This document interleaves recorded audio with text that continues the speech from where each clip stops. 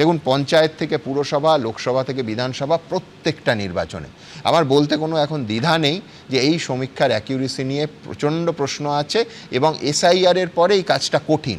তা সত্ত্বেও একটা ট্রেন্ড পাচ্ছি, যেরকম 4টে সমীক্ষক সংস্থা বিজেপিকে এগিয়ে রেখেছে, একটা সমীক্ষক সংস্থা তৃণমূলকে এগিয়ে রেখেছে। বিশ্বনাথ চক্রবর্তীর ওভারঅল এই ট্রেন্ড দেখে কি ধারণা হচ্ছে? সুমন্ত, 4টে গুরুত্বপূর্ণ সংস্থার এক্সিট পোল জানা খুব জরুরি। একটা অ্যাক্সিস মাই ইন্ডিয়া, একটা সিএসডিএ, একটা সি ভোটার্স। এই 3জনের এক্সিট পোল না আসলে আমি ফাইনাল কথা বলবো না। কিন্তু আপনাকে জানিয়ে রাখি, অ্যাক্সেস মাই ইন্ডিয়া সম্ভবত পশ্চিমবঙ্গ স্পেসিফিক কোনো সার্ভে করেনি। মানে আমি বলছি ওদের একটা আছে, যাই হোক, আমি বলছি যে এই 3টে সংস্থার মানে ওপিনিয়ন ভেরি ইম্পর্টেন্ট। কিন্তু আমি বলবো যে এই যে মোটামুটিভাবে যারা বিজেপির জায়গা থেকে দেখতে পাচ্ছেন সাফল্য বা কাছাকাছি একটা বিজেপি সরকার গঠনের মতন জায়গা দেখতে পাচ্ছেন, তারা মূলত মনে করছেন যে এসআইআরের মানে ম্যাথমেটিক্সটা বিজেপির পক্ষে যাচ্ছে। অর্থাৎ যে 27 লক্ষ নাম বা সব মিলে যে নামগুলো বাদ গেছে 90 লক্ষর মতন, এই মানে শুদ্ধ ভোটার বা 27 লক্ষ মানুষের বাদ যাওয়া, এই ম্যাথামেটিক্সটা কাজ করছে, এটা তারা মনে করছেন। দ্বিতীয়, এই বিপুল সংখ্যক যে ভোট, এই ভোট আমরা সাধারণত মুসলিম ভোটের পোলারাইজেশনের ইম্প্যাক্ট কী হয় সেটা গত কয়েক বছর দেখেছি।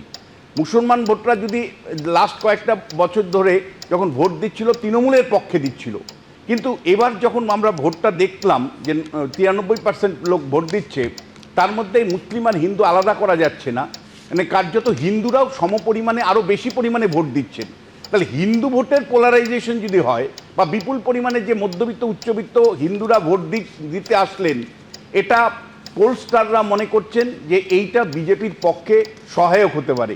এটা হলো দ্বিতীয় তাদের মানে ফলাফলের রাখার পেছনে দ্বিতীয় যুক্তি। তাদের তৃতীয় যে যুক্তিটা, সেটা হলো একটা মানে 15 বছরের সরকার চলেছে, একটা টোটাল মানে একটা অ্যান্টি ইনকম্বেন্সি খুব স্ট্রংলি দেখা গেছে। কিন্তু তাদের মানে তারা তাহলে এত তীব্র সরকার বিরোধী প্রতিষ্ঠান বিরোধী হাওয়াটা তাহলে তো 200-র উপরে আসন পাওয়া উচিত, তাহলে পেল না কেন? তখন তারা বলছেন যে এই যে প্রতিষ্ঠান বিরোধী হাওয়া, সেটাও আবার পোলারাইজেশন ভিত্তিতে হয়েছে। অর্থাৎ সরকার বিরোধী বহু সংখ্যক মানুষ, কিন্তু তাদের মধ্যে মুসলিম সমাজের মানুষ যারা, তাদের কাছে অপশন নেই। তারা সরকার বিরোধী হওয়া সত্ত্বেও তৃণমূল কংগ্রেস বা অন্য কোনো দলকে ভোট দিয়েছেন, বিজেপিকে ভোট দেননি।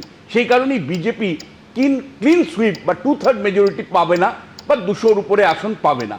তাদের চতুর্থ যে যুক্তি, তারা খুব পরিষ্কার করে বলছেন যে এই নির্বাচনটা এতটাই ফ্রি অ্যান্ড ফেয়ারভাবে হয়েছে যে তৃণমূল কংগ্রেস এতদিন পর্যন্ত যে ভোটগুলো করিয়েছে, বিশেষ করে 2014 সাল থেকে, সেই ভোটগুলোতে কতটুকু জল কতটুকু বিশুদ্ধ ছিল সেইটা নিয়ে বারবার বিরোধীরা প্রশ্ন তুলেছে, সাধারণ মানুষের মধ্যে প্রশ্ন এসছে।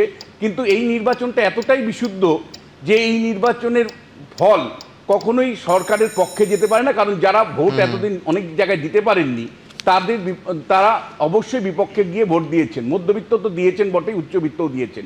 কিন্তু যারা পুরোপুরি তৃণমূল পক্ষেও, যারা যে ভোটটা লাস্ট তৃণমূলের পক্ষে যে ফলাফলটা আপনি দেখলেন, তাদের পরিষ্কার বক্তব্য যে এসআইআর এর কেমিস্ট্রি কাজ করেছে এবং এসআইআর এ মানুষ বিরক্ত এবং সরাসরি নরেন্দ্র মোদী, অমিত শাহকে দায়ী করে তারা তৃণমূলের পক্ষে ভোট দিয়েছেন। ফলে এসআইআর এর কেমিস্ট্রি কাজ করার জন্যই তৃণমূল আবার বড় ব্যবধানে জয়ী হয়ে আসছে। এইরকম একটা ইন্টারপ্রিটেশন কিন্তু খুব ইন্টারেস্টিংলি লক্ষ্য করে দেখুন, এসআইআর ফ্যাক্টর একদিকে একটা ব্যাখ্যা হচ্ছে এসআইআর এ মানুষ বিরক্ত, তাদের একেবারে সরাসরি সেই ক্ষোভের বহিঃপ্রকাশ হয়েছে বিজেপির বিরুদ্ধে। আরেকটা হয়েছে যে এসআইআরে বাড়তি জলটা, বাড়তি দুপুরবেলা যে একেবারে ভুতুরে ভোটাররা আসতো, 90 লক্ষ বাদ যাওয়ায় সেটা সম্পূর্ণ দুধ আর জলের থেকে জলটা বেরিয়ে গেছে এবং দুধটা রয়ে গেছে, সেটা বিজেপির পক্ষে গেছে। একই এসআইআরকে দুরকম দৃষ্টিকোণে, ওই অর্ধেক গ্লাস আর জল ভর্তি আর অর্ধেক খালি, সেই রকম বিষয়। এবিপি আনন্দ, এগিয়ে থাকে, এগিয়ে রাখে।